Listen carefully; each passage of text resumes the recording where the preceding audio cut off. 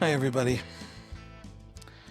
On June 27, the Israeli newspaper Haaretz published a bombshell news report that argued that Israeli soldiers were shooting and killing deliberately, the word was in the headline, aiming at, targeting, shooting and killing Gazan civilians coming to 4 aid distribution centers in southern Gaza run by the Gaza Humanitarian Foundation for food, and they were being shot by Israeli soldiers guarding outside of those distribution centers. The report, of course, exploded internationally. There have been reports for 2 months since the opening of the centers of shootings at people coming to get those aid boxes. Tens of millions of meals have been given out, but these reports keep filtering out of Gaza, in the proximity of these distribution centers. It has not been clear exactly what was happening. And what I mean by that is we know for a fact that Hamas opened fire on people going to these distribution centers because Hamas is desperate to avoid the distribution of aid that isn't in a way that Hamas can take over. In other words, that Hamas can have its gunmen climb on top of the trucks, as we've seen hundreds of times already over the last 21 months, and grab the aid and then essentially use the aid, sell it on the black market, and use the aid to finance its war effort. And Hamas has also massacred employees, Palestinian employees who work alongside with American contractors in the distribution centers where Israeli soldiers are not allowed to go. And so, was it Hamas? Some of the Palestinian security at these distribution centers is essentially a militia called Abu Shabab, belonging to a clan based in southern Gaza, that has been armed by the Israelis. They're not controlled by the Israelis. They have their own. They've been fighting Hamas. They've been opposed to Hamas. They've been a power center of their own for quite a while. But they're being armed by the Israelis on the theory that they are willing to face down Hamas, to hold territory in Gaza that Hamas is not allowed to enter. And that makes them very useful to a war effort to remove Hamas from Gaza. And so Abu Shabab is standing in these distribution centers near around with assault rifles. And was it them? And then we know that some of them were Israeli IDF soldiers, but we didn't know if it was a few, if it was occasional, if the soldiers were threatened. Over the last 2 weeks, something like 11 or 12 soldiers have been killed in Gaza. Soldiers report from the distribution centers that they have had children come up to them with an empty pot so that pictures could be taken for propaganda purposes. And their fear was not that somebody was going to use their picture in a TikTok video. The fear was that these were Hamas testing how close they could bring the civilian population up to the soldiers while Hamas fighters had infiltrated that civilian population to carry out an attack. The goal being to make soldiers feel threatened and vulnerable outside these distribution centers, and therefore to make them more likely to open fire when anyone gets close, and therefore to cause these kinds of shooting incidents. Some of the reporting by Palestinians in Gaza has turned out to be correct over the last 21 months, and some significant portion of the reporting has turned out to be complete fiction, just complete lies. You remember the Al-Ahli hospital, which the first report, and there were dozens of eyewitnesses, and all the authorities said the same thing, and it was very clear, and you got to trust the Gaza Health Ministry. There were 500 dead from an Israeli airstrike on a hospital that then became 300 dead, and then 100 dead, and then 24 dead, and the 24 weren't killed by an Israeli airstrike. They were killed by an errant Islamic Jihad missile, and fired nearby that never took off, but blew up in the parking lot, and the hospital was still standing and in one piece.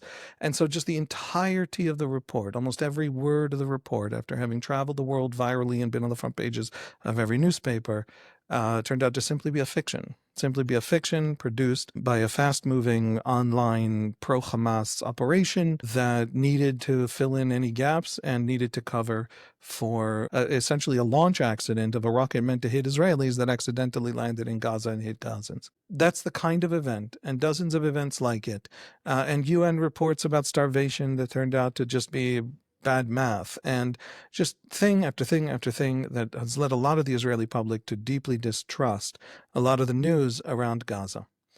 And a lot of people didn't know what to make of it, simply did not know what to make of these reports. We try not to deal with news. The major dramatic exception was the Iran war, the 12 days with Iran, which were very, very dramatic and upended all our lives for a brief period and changed the Middle East in some fundamental ways. But this is a podcast about deep context. It's a podcast that says, here's the war with, I don't know what, Hamas.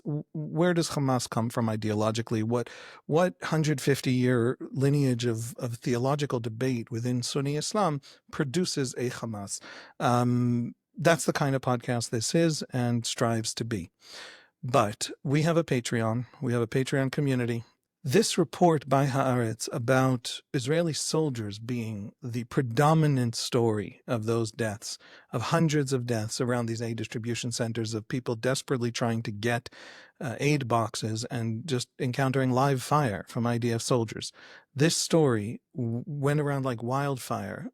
Never mind the anti-Israel crowds, never mind the genocide crowds. They're going to be there, they're going to do their thing. Jews, Israelis, pro-Israel people are saying, wait a second, really? Really this happened? What does this mean?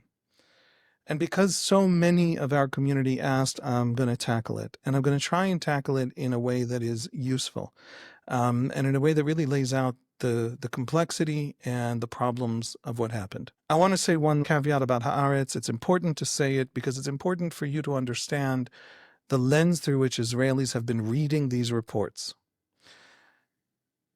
And I'll say it and then I'll leave it alone, because some of what Haaretz wrote, I think, is just completely ridiculous ideological capture, partisan framing that is about an addiction to appealing to international progressive politics.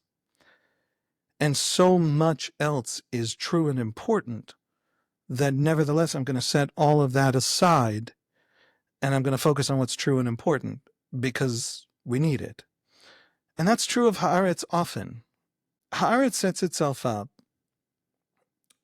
as an iconoclastic, elite kind of cultural institution in a country that it perceives as not elite enough. Sometimes that means not Ashkenazi enough, far too Middle Eastern, and not liberal enough, and not democratic enough, and not literate enough.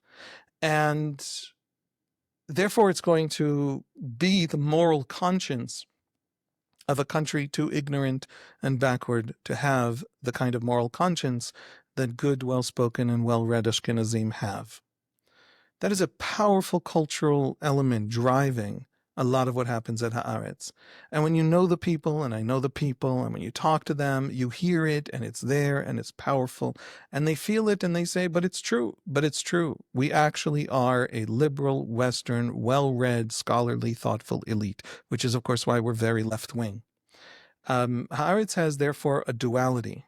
It both has some of the most indispensable journalists in Israeli journalism, because they are iconoclasts, because they are opposed to the mainstream as their sort of vision of themselves. They are willing, in fact, they're driven to, in fact, they get their validation from turning over the rocks and finding the dark places and finding the things that other journalists are uncomfortable looking at or literally would never think of looking at. For example, about 15 years ago, my wife and I were involved in volunteering for an organization in southern Tel Aviv, funded and run mostly out of the municipality. We were involved in some fundraising for it and some volunteering for it, that had taken on this enormous project of taking the children of foreign workers, asylum-seeking workers, people who had snuck in through the Sinai from wars in Africa like Sudan or Eritrea and were living without any kind of status in Israel. And there was a whole public debate for 10 years about how to handle it and what to do with them. And the border today is closed between Israel and Sinai. There's a huge border fence, but at the time it wasn't. It was open. And this was a very large population of tens of thousands of people, which for the city of Tel Aviv is a large population.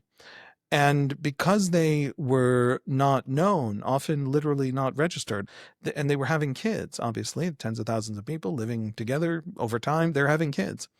And those kids sometimes were literally not just simply registered in any government agency. The parents sometimes were afraid of the authorities, didn't know if registering a kid meant they would get booted out of the country. It was the kind of asylum-seeking, illegal immigration story that many, many countries deal with. Israel dealt with it relatively at a small phenomenon, but nevertheless it happened, and it wasn't small for the people involved in it. And so these kids did not have access to kindergartens and preschools. And the parents, in order to be able to go to work, established amongst themselves, through their own paltry sums of money that they could spare, pirate kindergartens and preschools. And these little preschools were just random backyards of apartments in the poorest slums of Tel Aviv, sometimes with exposed electrical wiring, bad, water that wasn't flowing properly, rusty pipes, just where whatever spaces could be spared by a community that didn't have money to pay Tel Aviv rent or build a place or buy supplies. And so there were efforts by volunteers, and some of it was funded by the Tel Aviv municipality, to send social workers and early childhood educators to literally go to these pirate kindergartens and preschools and touch them up, make sure that they're safe, fix the broken things in the walls, create a space. And it couldn't be the state, it couldn't be the government, because then there would be enforcement issues come into play. And so they would hide and they would not allow you in, or they would, close up for the day if they saw you coming, if this was social workers from the state with the police. So it had to all be on a volunteer basis just to keep the kids safe. And again, my wife and I were involved in this. Now, that we first learned of this, and that story broke in the Israeli public understanding. It got onto the Israeli public consciousness from a Haaretz welfare reporter called Uti Sinai, who would go into these spaces with these communities that are marginalized, that other people didn't want to write about. There's a lot of political anger about them being there. They arrive, and there are street fights between various factions of Eritreans in Israel, because they're on different sides of the Eritrean civil war, and they bring that violence, that is sometimes murderous violence, into southern Tel Aviv. And the neighborhoods in that area are very Mizrahi, very angry at Ashkenazi elites, including, for example, at Haaretz, who they think ignore them and ignore their suffering. That none of you famously, if you're part of that group and the activists against these asylum seekers, you would famously say, if you're so keen on them being here, take them to your wealthy neighborhoods in northern Tel Aviv. But you only want to dump them on us, where there's tremendous spike in crime, where women can't walk in the streets safely in the dark, and those used to be very safe neighborhoods. All of these kinds of complaints. Again, if you're hearing echoes from literally every Western country dealing with asylum seekers, you should be. It's a very similar phenomenon. But those kids and those pirate preschools needed to be taken care of. The country could take 15 years to figure out the grand policy on immigration. The kids in the preschools with the exposed electrical wiring needed to be taken care of. And Haaretz put that on the agenda. Nobody else would have. At the same time, what we have today is a classic example of every pitfall of Haaretz and its culture. We have a report that describes in detail from soldiers. I believe the testimonies of those soldiers in that report. And the Hebrew, by the way, is more serious and less fancifully moralizing than the English. And the headline of the English, the headline of the English begins with, "It's a killing field. IDF soldiers ordered to shoot deliberately at unarmed Gazans waiting for humanitarian aid." The standing orders are not to shoot, to kill, in a situation where you're not immediately threatened. The actual article describes the fear that IDF soldiers have, the lack of training, the lack of proper equipment for crowd control. The only thing those soldiers have on them is deadly weapons. And from within those crowds, soldiers say in the original Haaretz article, not just in follow-up articles in the Israeli media where other soldiers say other things, in that original article, say that Hamas has used crowds to attack soldiers. And soldiers are scared of that, and right to be worried about it and jittery because of it. And it begins with, "It's a killing field." Now, a killing field is a term that came out of Cambodia. The Khmer Rouge genocide of the Pol Pot regime in Cambodia killed 2 million people, a quarter of the population of the country. And it had killing fields where human beings were mowed down like animals in vast, vast numbers, systematically. And it's meant to play into the genocide discourse. It's an addiction to the appeal to the international progressive discourse. The problem with it isn't that Haaretz editors, especially in the English, editors have left Haaretz English, and we've seen them leave the country and become campaigners for the dissolution of Israel from overseas. There's an ideological tilt there that expresses itself constantly in this ideological framing of news.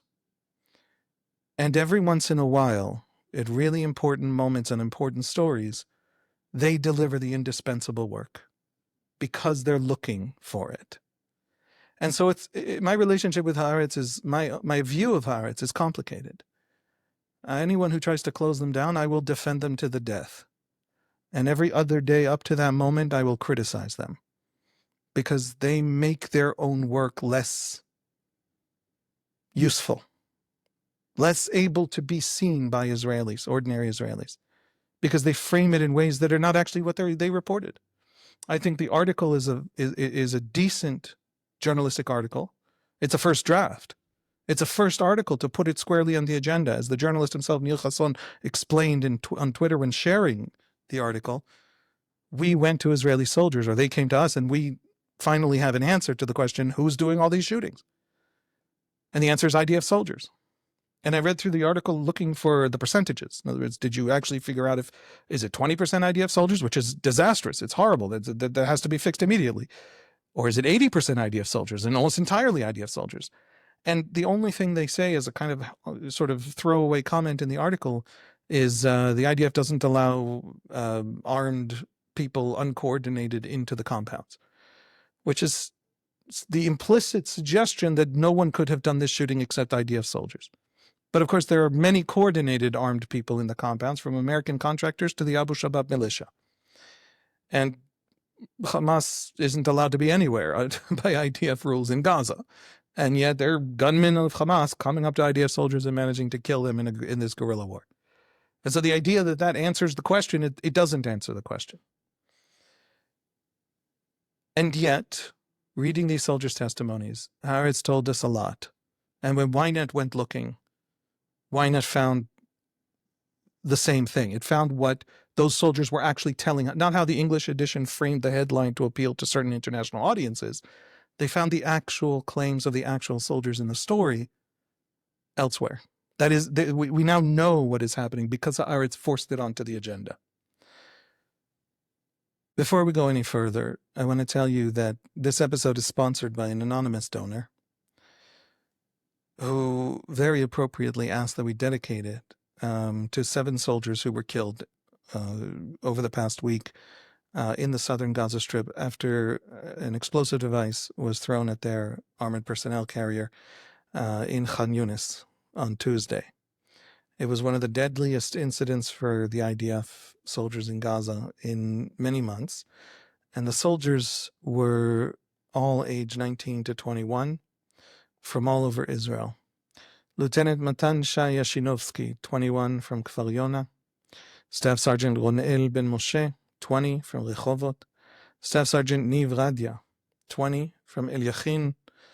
Sergeant Ronen Shapiro, 19, from Maskeret Batya. Sergeant Shachar Manoav, 21, from Ashkelon. Sergeant Maayan Baruch Perlstein, 20, from Eshchar. And Staff Sergeant Alon Davidov, 21, from Kiryat Yam. They all served in the 605th Combat Engineering Battalion, and their deaths raised the death toll in the ground offensive against Hamas in Gaza over the last 21 months to 440. I have to say, I know the 605th Combat Engineering Battalion. 25 years ago, I went to the medics course, which is a 4-month trauma medicine course for combat medics.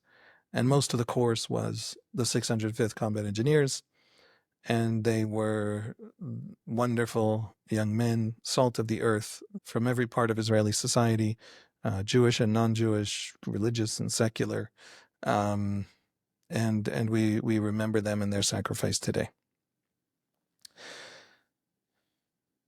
It's appropriate that we remember soldiers killed because it explains something important about what is actually happening at the distribution center. And I want to lay that out. Here's what we know. There are 4 aid distribution sites. They were established in May. They've been running for about 2 months. Inside the sites are American contractors and Palestinian security and Palestinian employees. IDF soldiers are not allowed into the sites. Around the sites, there's a perimeter a few hundred meters from the sites in most cases, in the paths leading to the sites. And they're meant to protect the sites. They're also meant to protect the aid distribution sites from Hamas infiltration and stealing of aid. That is the major part of the IDF operation around these sites. And they treat people approaching the sites as potential Hamas because that is the framing of their mission. The whole purpose of this other system built out with the Gaza Humanitarian Foundation, this joint American-Israeli effort. Basically, it's a joint American-Israeli effort. The whole purpose is to deny Hamas aid. In that whole aid system, Hamas starve, Gazans eat. That's the concept. And so the IDF's purpose is to protect these sites from Hamas being able to get to them. But IDF soldiers in Gaza can't always tell the difference, can almost never tell the difference between a Hamas person walking into an aid center and a non-Hamas person walking into an aid center, because no Hamas fighter has ever worn a uniform in Gaza except in a ceremony. And so the soldiers are there trying to do a job that by definition brings them into friction with the civilian population seeking to get the aid. Soldiers are also jittery and worried about the fact that the civilian populations have been used to mask Hamas approaching the soldiers, and there have been attacks, and soldiers have been wounded and even have been killed, including over the last 2 weeks alone, as we have seen. Crowds aren't allowed anywhere near the soldiers. And by anywhere near the soldiers, I mean soldiers usually try to keep them at a distance that would make gunfire impractical. Hundreds of meters in many places. And they open fire in the sky at a sand dune nearby in order to prevent the crowds from getting close. And it is in those incidents that people have been hit. And the great question is, how widespread is it? Is it criminal? For example, one of the soldiers interviewed by Haaretz in the original Haaretz report said that there was one point in his position, they opened fire on people sneaking up on them out of a fog. And that turned out to be civilians coming for aid in the early morning, and there was a fog. But to these soldiers expecting attacks and not able to distinguish between the potential civilian population and the potential combatant population, that felt like imminent danger, and it was a mistake, the soldier says. And that's in the original Haaretz report. No interaction is allowed between the soldiers and the civilians because that puts the soldiers in more danger. And the soldiers have, as I said, told other media outlets, including Ynet's Yoav Zaytun and others, that they're constantly facing certain parts of the civilian population that comes up to them and tries to test them and tries to check how close they can come to them. None of what I'm saying is meant to justify. The point is, because justifying is just not an important activity. The point here is to explain what soldiers think is happening to them when you talk to them. And I have spent the last 3-4 days trying to figure out if this is true. And the best that I have been able to conclude is that the basic things that the soldiers are quoted as telling Haaretz are correct. And that, to me, is not justifying, it's the opposite. This is a catastrophic failure. It isn't the grand moral narratives of the West that is where it failed. This is an enormous failure of competence. It's an enormous failure of strategy. Because consider what we are learning. The companies that are guarding these aid distribution centers are told to be standing, primed, ready, alert for Hamas, including in the civilian population coming for the aid. That means they have to stay very far from the soldiers. The soldiers themselves are hundreds of meters away from the distribution centers, but controlling the approach to the distribution centers. That means that the soldiers do interact, do have friction with the population, but from very far away. The soldiers are brought to the distribution centers from other parts of Gaza, from other parts of urban warfare in Gaza. They're running gun battles right now in northern Gaza, in Jabalia and other places. Soldiers who know that you demolish the building next door because there will be a sniper. 2 soldiers were wounded earlier this week from an RPG fire at them in Khan Yunis.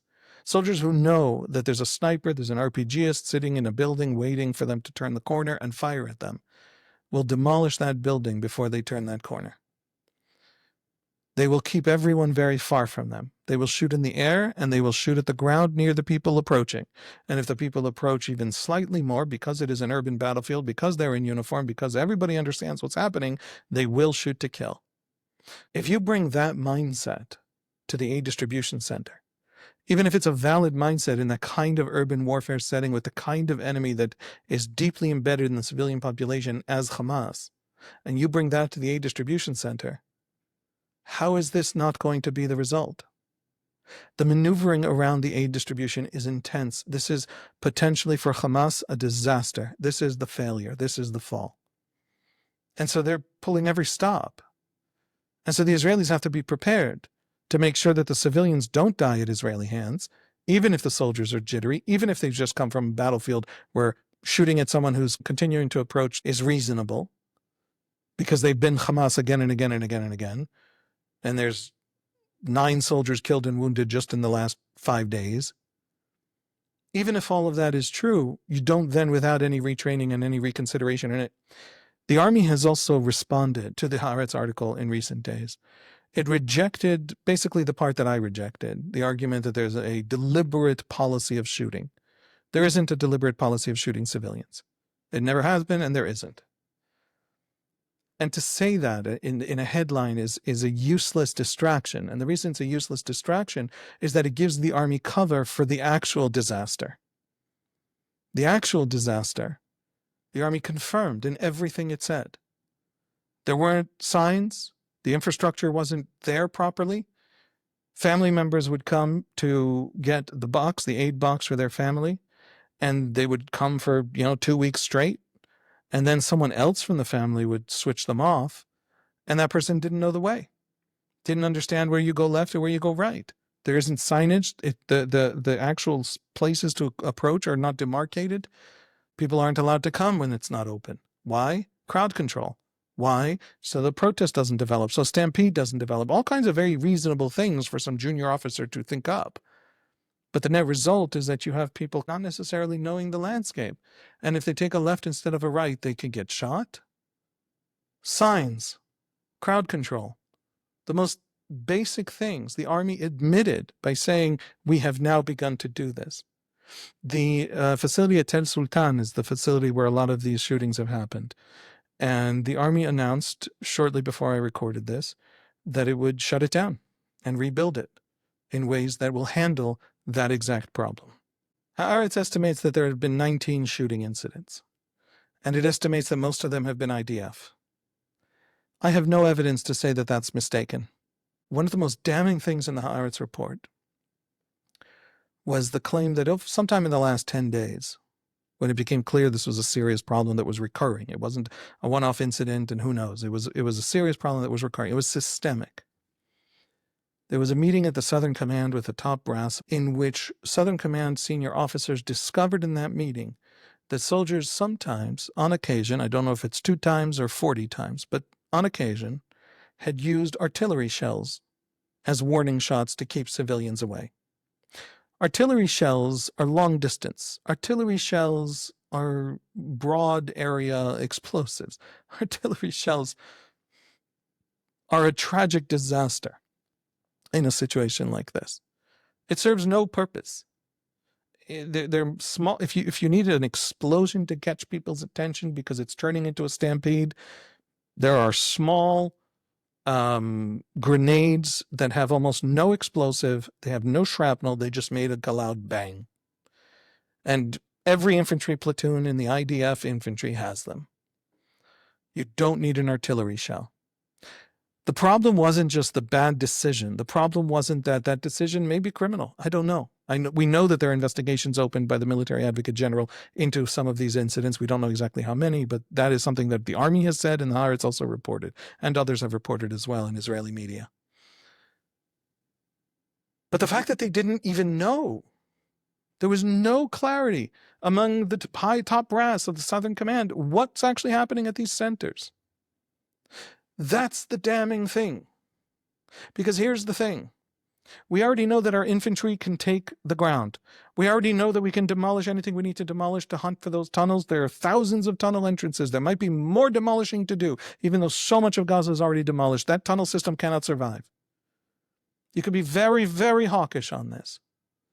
And we know that we have a brigade of combat engineers who know how to run through tunnels in running gun battles.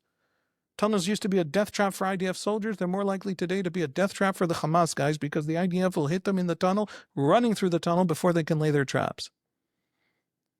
We know how to do that part. It took 21 months, but the IDF learned. But the war will be won if the final thing that props up the Hamas war effort, the ability to use aid to fund everything, to pay 15-year-olds to join the war effort and rebuild the ranks in some of the northern battalions.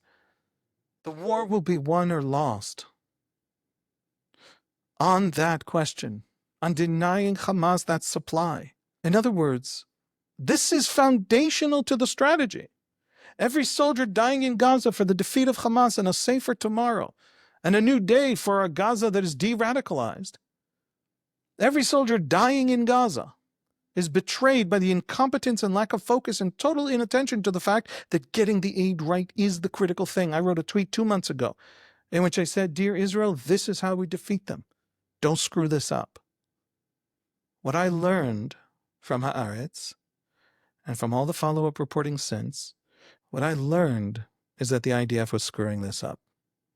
Since this report, the Southern Command has cracked down. We've heard from soldiers in Gaza. Orders have changed.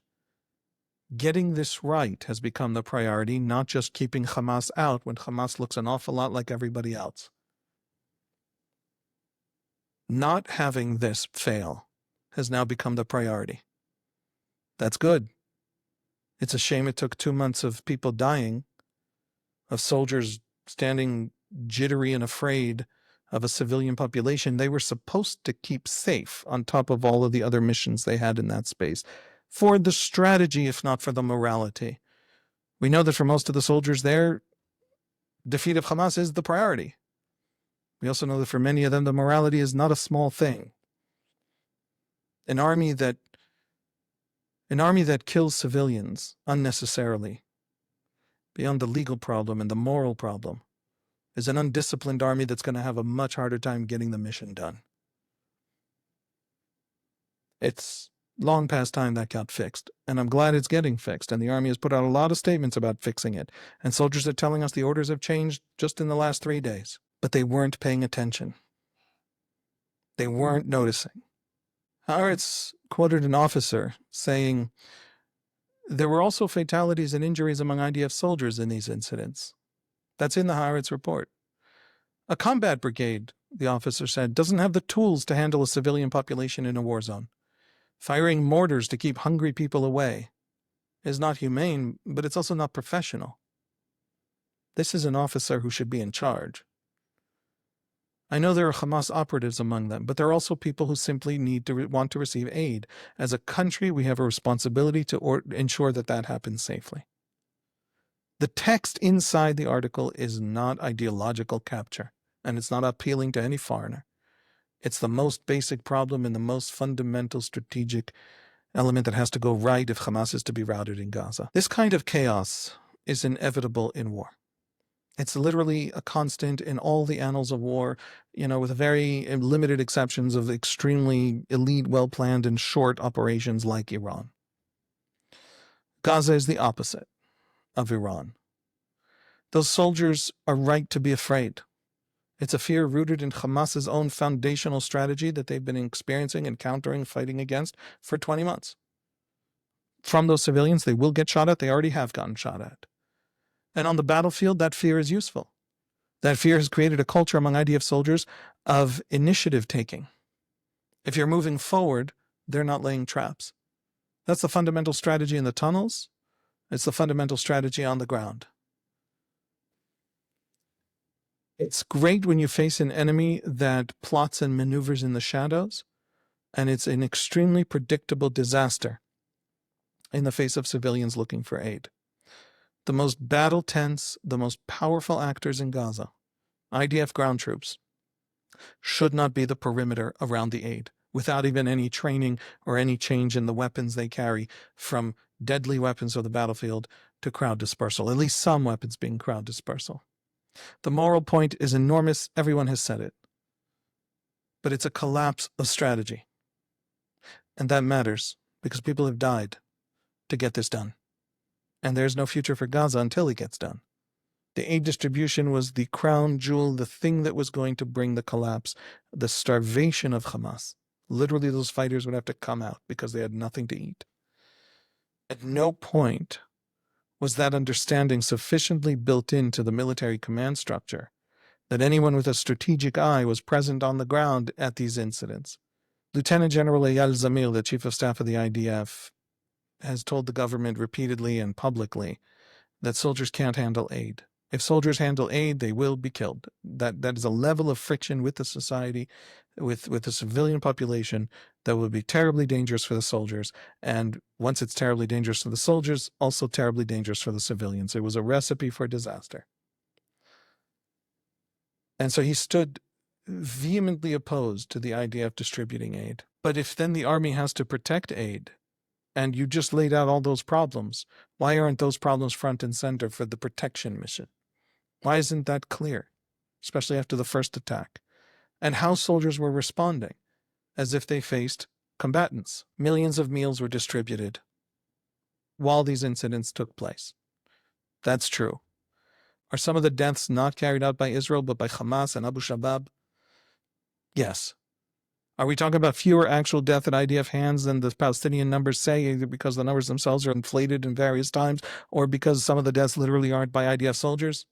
Yes. Is a Haaretz report that begins with killing fields evoking Cambodia and talks about deliberately, when that whole article is about a systemic failure rather than the soldier's own just bloodlust? Yes. None of that changes the basic moral problem and the basic institutional and organizational problem of firing a mortar shell in a civilian space. This is how the war will be lost. After all the sacrifices Gazan civilians endured, our own dead and wounded soldiers, their families, all of it, people I know, this incompetence, this failure to understand that war is not always won in the gunfight. It's won in the politics, and it's won in the organization, and in the rebuilding, and in the aid distribution, and the denial of the other side's narrative. That misunderstanding is going to lose the contest of aid to Hamas and possibly lose Gaza to Hamas ultimately. It's a squandering of sacrifices through sheer incompetence.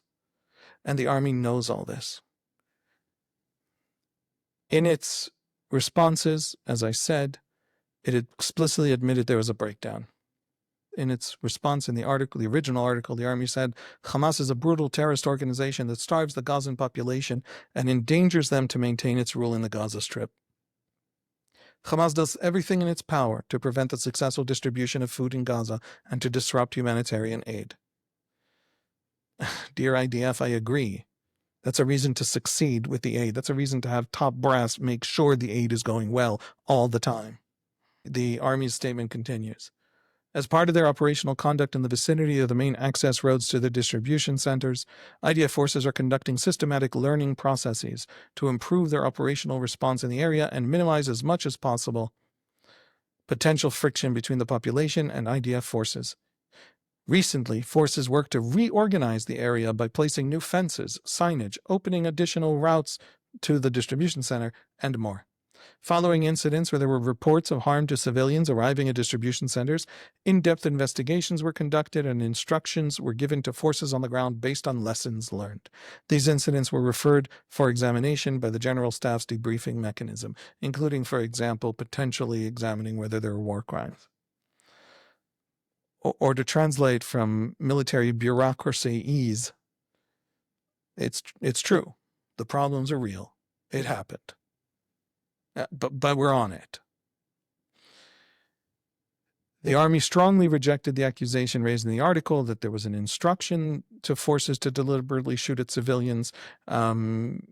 the IDF directives prohibit deliberate attacks on civilians, and the army said that any allegation of a deviation from the law or IDF directives will be thoroughly examined and further action will be taken as necessary. That's a statement about the ideological framing Haaretz in English gave it, because Haaretz gonna Haaretz. Folks, this is important. The army can't control civilians. Now we know it can't even protect aid compounds.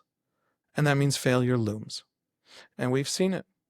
Trucks have never stopped coming through the old mechanism, even though the prime minister and the finance minister, Bezalel Smotrich of the Zionism party, who has said, he's resigning from government if aid flows to Hamas.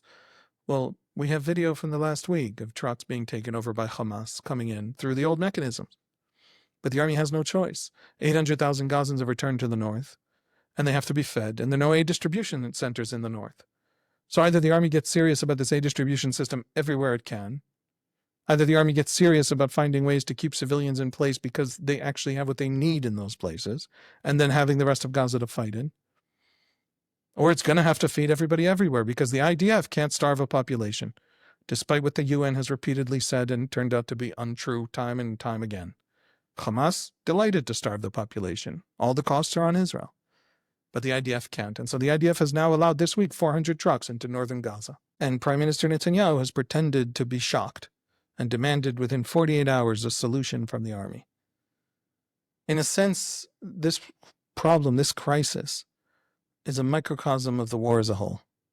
What's the grand strategy to take 1,000 little battles over 21 months and turn them into a great and significant win?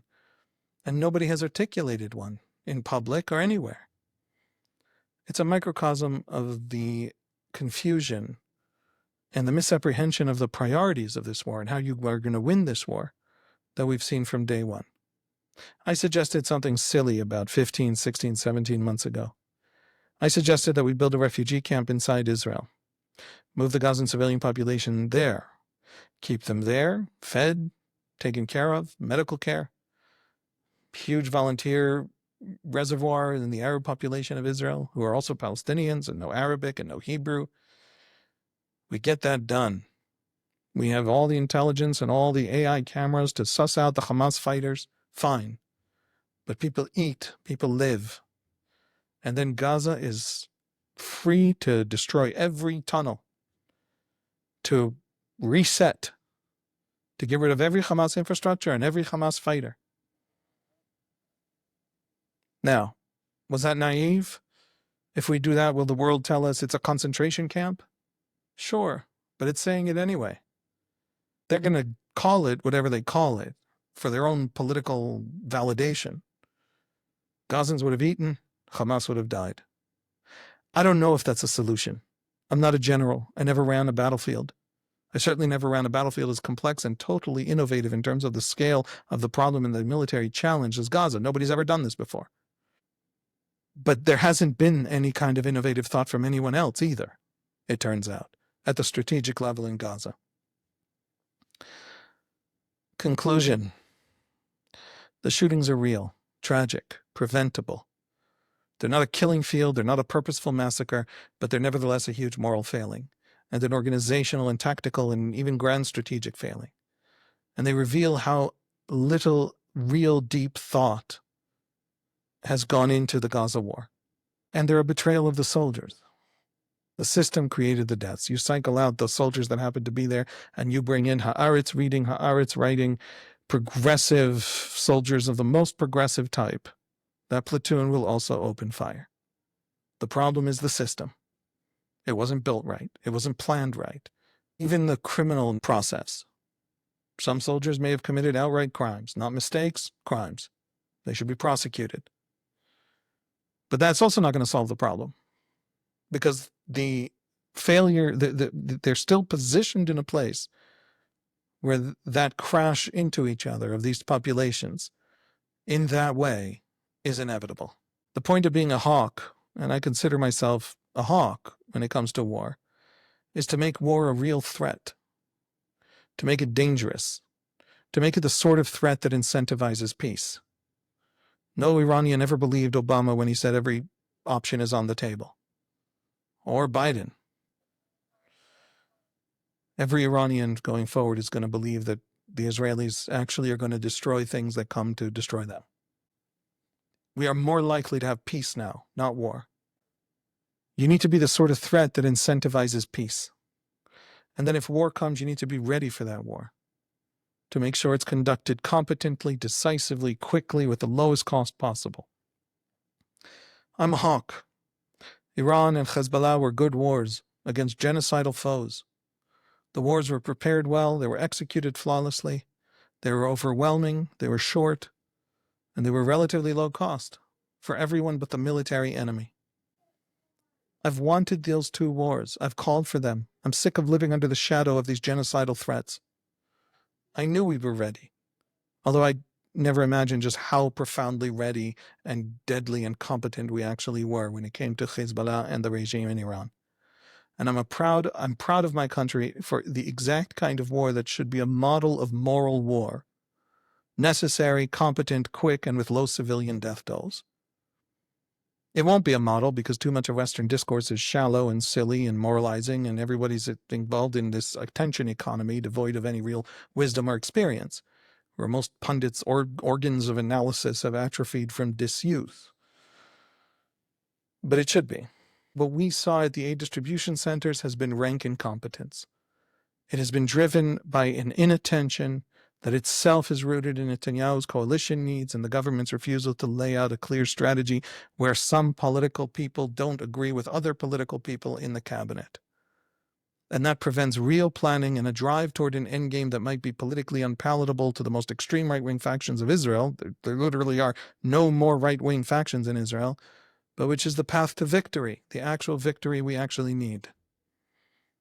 Even now, even as we talk about a disciplinary breakdown, a tactical breakdown that resulted in the deaths of Gazan civilians over the past 2 months, even now the greatest disservice, morally a great crime actually, even if not legally a crime, that Israel could now inflict on Gazans after all that's happened, all their suffering, would be leaving Hamas intact and in power and able to get back to bending all of Gaza's resources and civilian population and future prospects to its holy war. If that happens, Gaza won't be rebuilt, life won't get better. That would be a crueler outcome than finishing this and letting the rebuilding begin. It's time to be hawks. Decisive and courageous and bold and thinking out of the box and understanding that a political victory is part of a military victory. You can't win the war and lose the politics, or you have lost the war. Be decisive, be courageous, be bold, and not confused and desultory and incompetent that we've seen until now in Gaza. Gaza can't afford it. Neither can Israel. Thank you for joining me.